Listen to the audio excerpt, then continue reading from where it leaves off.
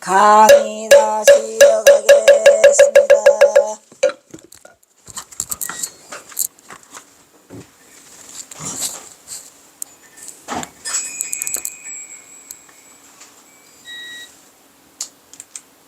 이것이 바로 양극단의 중도 자리로서 그 자리가 바로 절대 몸매의 본래 자리로서 이게 불성 자리인 것이다, 이런 얘기예요. 그러니까 우리가 불성을 깨달았다고 하는 건 뭐냐면은 자유로워지는 거예요. 그 분별심이 생기지 않고 있는 그대로, 있는 그대로, 있는 그대로. 술을 좋아하는 경어의 행위의 방공은 스승에게 의구심을 가졌어요. 하여 자네가 벌써 그런 뭐의 경지에 이르렀는가라고. 나는 그렇지 못하니까 내가 먹고 싶으면 먹고 말고 싶으면 말고 기꺼이 파전을 갖고 먹고 밀실을 베어서 먹는다라고 지금 말을 하고 있는 거죠. 자, 또 이게 또 그 얘기를 계속하고 있어요. 그래서 맨 마지막 내려오면 만공은 깊이 깨닫고 스승 경화의 높은 경지를 더욱 이해하게 됐죠. 굉장히 밀시와 파시라는 이 일화를 제가 소개하고 있는 거는 굉장히 깊은 의미가 있어요.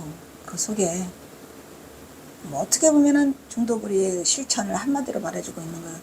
깊이 한번 생각을 해보세요. 이게 무슨 소리고, 먹고 싶으면 기어이 먹고, 그 경계를 부시는 거죠. 근데 만공 스님은 어디에 걸려 있어요? 있으면과 없으면에 걸려서 못 간다고 넘어서지 못하고 있죠. 그래서 경어선의 중도부리를 드러내고는 심지법문, 이게 심지법문이에요. 내가 되게 좋아하는 그 일화 중에 하나예요. 밀시와 파시가. 저도 생활 속에서 진짜 밀시와 파시를 하고 있거든요. 내가 하고 있는 게 밀시와 파시더라고. 다른 게 아니고. 밀시와 파시더라니까. 심지법문으로 눈 밝은 자는 반드시 제대로 살펴보아야 할 것이다, 이런 얘기죠. 아시겠죠?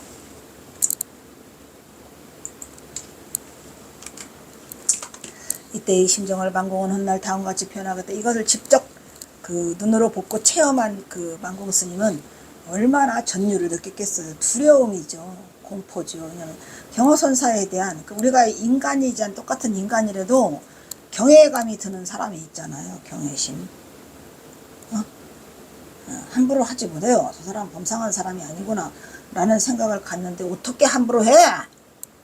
나는 그때 스승 경화의 말을 듣는 순간 등에서 땀이 흐르는 같은 충격을 느꼈다. 내 견해가 너무 얕고 스승의 경지는 하늘과 같아서 도저히 상대가 되지 않음을 알았다. 이렇게 말했다고 해요. 이 대목은 역시 만공이 스승 경화로부터 얻은 깨달음의 경지가 바로 알아차렸다는 것으로서 만공의 경지도 보통은 아니다라는 얘기죠. 등골에 선을 했겠죠. 분명 여기서 만공은 의심코 요즘 평범한 질문에 그냥 해본 말인데 경여의 달과 칼날 같은 예리한 성기를 담은 답이 중도실상의 선문답으로 돌아오고 있다는 것이다. 근데 그 후에 또 만공이 또 한 번 더 해요. 저는 벌집 드는 콧구멍이 가렵지 않다는 걸 아주 자기가 깨달은 자마냥. 그러니까 경어선한테도 한 방 먹죠. 그러니까 이 만공 스님도 어떻게 보면은 그 선에 대한 그거에 대한 그 성기가 그냥 갖춰져 있었던 것 같아요. 그러니까요. 배고난 가가지고 한 방에 깨치죠. 대단하신 체자가 있었어요. 자, 순간에 바로 알아차렸더라. 그래서 만공은 깊이 깨달음의 두려움을 느꼈던 것이다. 이 일설로 혼나 여러 학들이 이 문답이 경어의 진면목을 드러내는 향상일구요. 이거 향상구예요. 향상구, 밀시와 파시.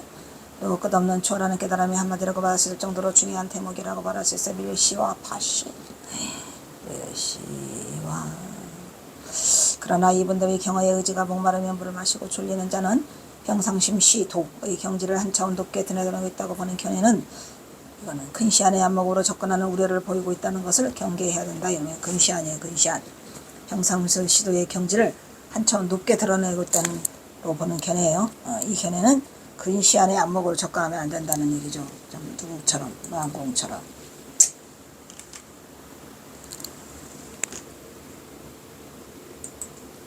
경어선의 선사선인 중도부리의 경계에 바라보는 안목이 필요한 선지법문이라는 것을 확실히 둘 필요성을 느끼고 있는 안목이 필요하다. 아시겠죠? 따라서 만공의 이와 같은 두려운 고백을 배사해 절투철미한 경어의 역행이라고 철저함을 가둔다. 왜냐면 이런 것을 경어의 역행이라고 철저합니다 라고 가둔다면 이것은 경어선의 진면목을 바로 보지 못하는 역행이라는 철저함이 아니에요. 그냥 흘러가는 거죠. 아시겠죠? 그래서 가자면서 그냥 중도불이야. 중도불이. 절제한 오류를 범하여 선지식 경어를 성실하고 철두철미한 실천행자로 창작하는 결과라. 이건 무슨 말이냐면 경어선사는 성실하고 철두철미한 실천행자다라고 하지 말고 그냥 중도불이를 깨달은 자는 중도와 불이가 같이 움직인다 이 말이죠. 실천이 곧 중도다. 중도와 실천을 같이 하고 있는 거예요. 무슨 말이겠죠? 일부러 창작해낸 게 아니라 그냥 그 자체가 중도불이더라 라는 얘기를 말하고 있는 거예요. 자, 이 이야기도 역시 경어가 장곡사에 머물고 있었다는 일로 아까 장곡사에 머물고 있었다는 얘기도 나오고 천장암 아랫마을이라는 말도 나오고 이렇게 일화가 여러 가지로 떠돌아요. 제가 보기로는 이런 일화가 여러 가지 떠도는 이유 중에 하나는 그러한 일이 좀 비일비재하지 않았느냐. 술자리를 마련해 주신 것. 이러한 일로 경원은 만군과 이곳에서 주석하고 있기도 하였었다. 그 외에 1896년경에 3월 중에 1896년이면 언제예요? 1895년에 전봉준이 죽어요. 그리고 1896년이니까 경화선사가 굉장히 힘들게 떠돌아다닐 때야. 연경의 경화의 3월 중에서 왕건과 수월이 그 장곡사에 경화사가 숨었지 거기에. 왕건과 수월이 이곳 장곡사에서 함께 수행한 흔적을 남기고 있는 거예요. 그 경화선사가 1895년 전봉준이 죽고 난 뒤로는 이리저리 막 떠돌아. 서산 부석사에도 계시다가 청양 장곡사에도 계시다가 이래 가면서 이제 그 술을 드시는 그런 흔적이 남아있다 이런 말이죠. 1896년에 특히 그 만건과 수월이 거기 다녀가요. 장곡사는 850년 보조 선사가 창건하였더라. 1346년에 중목한 2년에는 현재 보물 제337호로 지정된 금동약사열의 좌상을 봉안하였고 1407년에는 태종 7년에 12월 12일에는 조계종 소속의 명찰로서 자복사에 지정돼 자복사찰로 지정되는 거예요. 자복사찰의 뭔지 아시죠?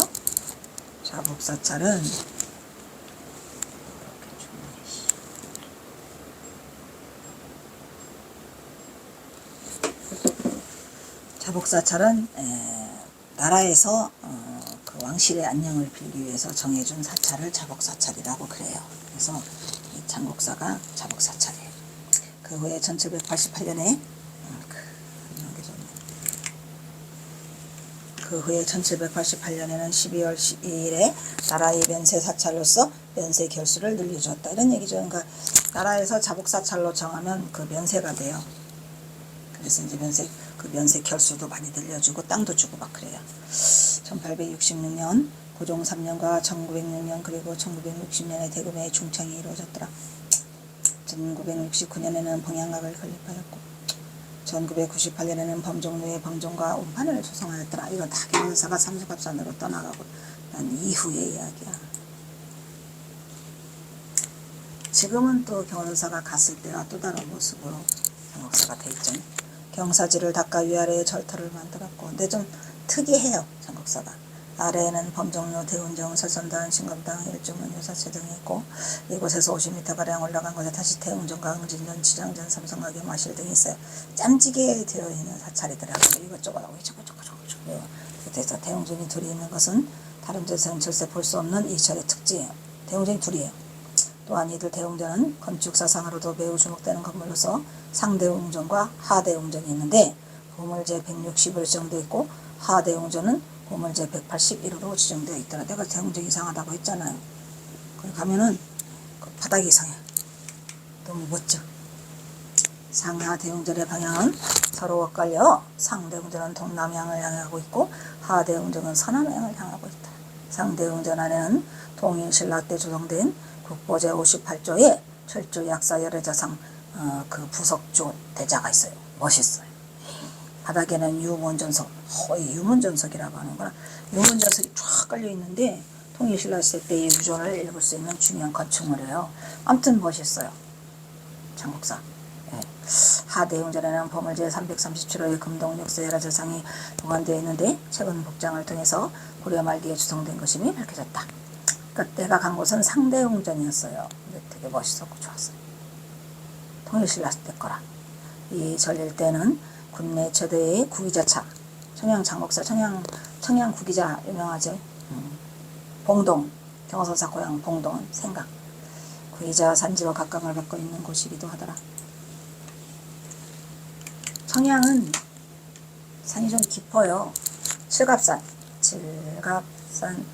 산마루에 이제 뭔 노래 있는데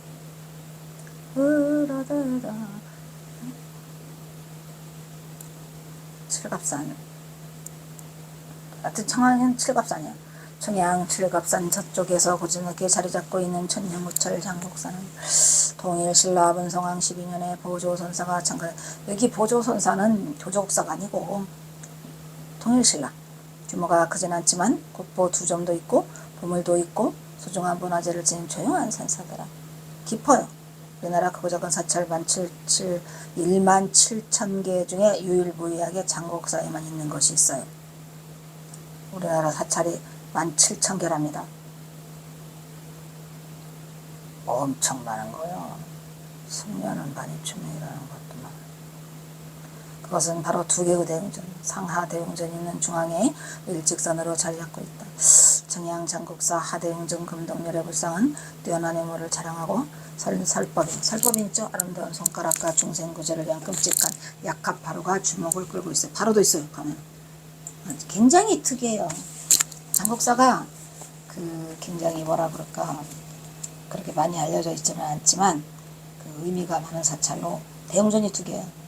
대웅전, 그렇게 멋있는 대웅전은 본 적이 없어요.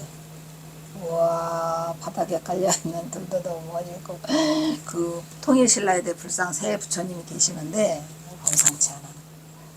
그래서 참 멋있었어요. 가보세요. 늘 희망과 아름다움을 지는 것은 숨어있게 바라니요. 여기가 그곳인 것 같아요. 아름다움. 중정도 깊은 골짜기 20년의 기골길 들어가야 하니 나오는 절 장곡사는 이름 그대로 장곡이라니까 깊은 골짜기. 장곡사에 숨어있는 절이었으니 봄날에는 벚꽃의 화산도 좋고 가을날에는 구절초가 좋더라. 우리 경허선사의 피부병약으로 썼던 구절초. 국화의 수수함도 좋더라. 오냐 좋더라. 칠갑산 산마래 깊은 골짜기를 고비들어 찾아들어야만 숨어들은 청양 장곡사가 나온다. 고비고비야. 먹고 사는 문제에 중에서 일으켜주는 장곡사 부처님은 커다란 밥그릇을 들고 계셨어요. 뭐니 해도 밥이 최고야. 먹고 살아야지. 그래서 청양 장곡사에는 그 부처님 바로가 이렇게 들고 계시는 아주 특이해요. 그래서 버킷리스트. 청양 깊은 산 골초가지 바위에 오름을 멈추고 문밖의 대돌 아래 호랑이를 무섭게 걷게 떨게 하다는 곶감. 알지요? 곶감. 호랑이보다 더 무서운 게 곶감이잖아요. 역시 먹는 것이 제일 소중하다는 것을 말하러 여기에 또 곶감과 구기자가 유명하죠. 장곡사를 창견한 스님은 신라말 가지산문을 일으킨 보조 최징선사더라 이런 말이죠. 아까 보조선사라고 그랬잖아요. 구산선면 보조 최징선사. 아시겠죠? 가지산파. 근데 사실은 보조국사 최진이라고 해요. 이후 고려말 백운 경한 스님이 중창을 했고, 백운 경한 아시죠? 조선 태종 때는 산수 좋은 장곡사를 택하여 태종 이방원이 어디를 와? 장곡사를 와요. 왕실의 복을 구하는 자복사찰로 정해요. 아름다운 곳이에요. 이 깊은 골짜기에 국보가 2점 있고 보물도 4점 있어요. 아주 보물로 가득가득해 아름다운 절. 우리 경허선사는 이런 아름다운 절을 놓칠 리가 없겠죠. 그래서 자주자주 가시고 자주자주 머무르시고 그래가지고 망공이하고 수월이 가서 공부했다 그랬잖아요. 그게 그거예요. 좋아하셔요. 좋아하실만 하더라고. 상대운전 하대운전 살다가 상대운전 하던 1700개 중에서 사찰 중에서 유일하게 상대운전 하대운전이 대운전 2개 있고 또 바루를 들고 계시는 부처님이 계시고 하대운전 약세열의 조성 발언문에는 종참대 중에 1078명 가운데 3분의 1 가량이 상층객이고 오마이카트 그렇구나. 나머지는 평민과 도비까지 다양한 계층의 사람들이다. 백운 스님의 수결이 눈에 띈다.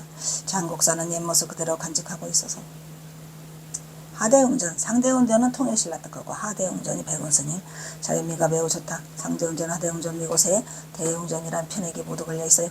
그 가운데 하대웅전은 장국사의 금당에는 뛰어난 유머를 자는 금동열애가 앉아 있어. 또렷한 이목구비와 약간의 통통한 볼, 그리고 넓은 가슴, 긴 귀, 적당히 엽사오른 육개도 올라와 있어요. 통견의 법의 설법이 일어나는 아름다운 손가락, 중생무죄를 위한 끔찍한 바로를 들고 계셔요. 멋있죠? 생각만 해도 멋있어. 바로를 들고 계신다. 이처럼 중생들의 눈길을 한 번에 휘어잡는 약사열은 어떤 분일까? 멋있었어요. 그래요. 그게 창국사가 가지고 얼음땡 했어요. 복당 바닥도 멋있고. 온갖 중생의 병고를 없애는 모든 가람과 재난을 제거하여 중생들에게 이익을 주는 부처님이 보다 약사열애를, 오른손은 설법인을 구하고 왼손은 약그릇을 들고 있어. 설법인 약그릇. 다른 부처님과는 구별돼. 풀 버전으로는 약사유리 광열애 본원 경덕권, 그러니까 약상유리광열애. 우리가 약사불이라고 간단하게 하지만 사실은 약사유리광열애. 본원 공덕경에 따르면 이곳 사바세계로부터 동쪽으로부터 10만원 국토를 지나면 정유리 세계의 약사유리광열애가 계신다 하더라. 이 부처님께서 보살도를 행할 때 12가지 큰 서원을 세워서 모든 중생들이 구하는 바를 모두 얻게 했다. 서원을 세워야 돼. 서원. 우리도 서원을 세워야 돼. 근데 신기하게 있잖아요. 우리 같은 저 같은 이 겉지 무지레기도 있잖아요. 어느 날 갑자기 신기하대. 서원이 자꾸 세워지는 거예요. 누가 세우라고도 안 했고 뭐도 안 했는데 특히 뭐 조금 그럴 때 하더라고. 좀 어려운 TV나 이런 걸 보면서 그 어려움에 처한 중생의 그 불쌍함 있잖아요. 그런 걸 할 때 나도 모르게 서원이 세워지더라고. 그들을 위해서 뭔가를 해줘야 되겠다라는 그 뭐 사명감 이런 것들이 쫙 스며들어오는데 그게 최근 들어서 그래요. 최근 들어서. 근데 어찌됐건 그냥 좀 이상한 조금 현 상계에 있던 거와는 다른 그러한 것들이 뭐 나쁘지 않았어요. 부처님 공부를 얼마나 많이 했고 경화사 성 공부를 얼마나 많이 했고 짬밥을 얼마나 쌓았는데 그럼 네가 서원 안 세울 거야? 저절로 세워지더라고. 서원이 저절로 세워지고 저절로 발언이 되고 저절로 기도가 되고 저절로 그래서 부처님은 그 중생무죄를 하신 것 같아요. 왜냐면 그 부처님은 오직 그겠습니까? 그러니까 그러한 것들이 이 부처님의 위대함이죠. 그래서 이 불교에서만 일어나는 현상이 아닐까 그런 생각이 들었어요. 신기한 일이. 일체의 중생이 나와 다름이 없도록 할 것을 원하고, 중생이 나와 둘이 아니죠. 중생물이죠. 온갖 병과 고통이 있더라도 나의 이름을 들으면 모든 질병과 고통이 없어질 것을 원하옵니다. 약사열애 유리광불이지. 그러니까 약사열애불을 찾는 게 그 기도를 하는 거예요. 옛날에 내가 그 선찰수련을 갔는데 내 이름은 말 안 할게요. 어떤 스님이 무진장 아팠어. 아이? 근데 우리 경화선사도 더럽게 싫어한 스님이었어요. 죽다가 살아났거든. 어디까지 갔어? 호흡기까지 꽂았다니까. 그러니까 나 건들지 말라고. 그랬는데 뜻밖의 그 스님이 거기가 어디죠? 실상사인가? 약사열애불이 어마어마한 곳이 있더라고요. 그렇게 큰 약사열애불을 보다니. 갔는데 거기에 납작 엎드려서 기도하고 있더라고. 거기를 찾아갔더라고요. 몸이 아프니까. 그가 실상사냐? 약사열애불이 있었어요. 부처님 대웅전보다 더 큰 것 같아요. 그냥 어마어마한 그것에 엎드려서 그 기도를 하더라고요. 그래 보니 좀 측은한 생각이 들긴 하더라고요. 왜냐면 그러니까 건들지 말라고 경화선사가 죽다 살아났죠. 그런데 그분도 약사열애불에 엎드려서 기도를 하면서 기념사진을 찍자고 해갖고 우리가 찍어서 가져왔어요. 놀라운 일이죠. 그래서 여러분들도 혹시 아프면 그냥 약사열애불 있거나 말거나 한번 가서 해보세요. 모든 중생들이 배고픔을 면하고 너의 이름을 들으면 모든 질병과 고통이 없어질 것을 원하옵니다. 모든 중생들의 배고픔을 면하고 편안하게 되기를 원하옵니다. 또한 모든 음식으로 중생들의 배부르게 하고 뒤에 봄에 말락으로 안락으로도 모두 깨우칠 수 있도록 원합니다. 이런 소원으로 인해 약사열애는 커다란 약그릇을 들고 중생들의 욕망을 모두 만족시켜 보달함이 없도록 해준다. 이거 진짜예요. 이거. 자, 일단 또 여기서 끊도록 하겠습니다.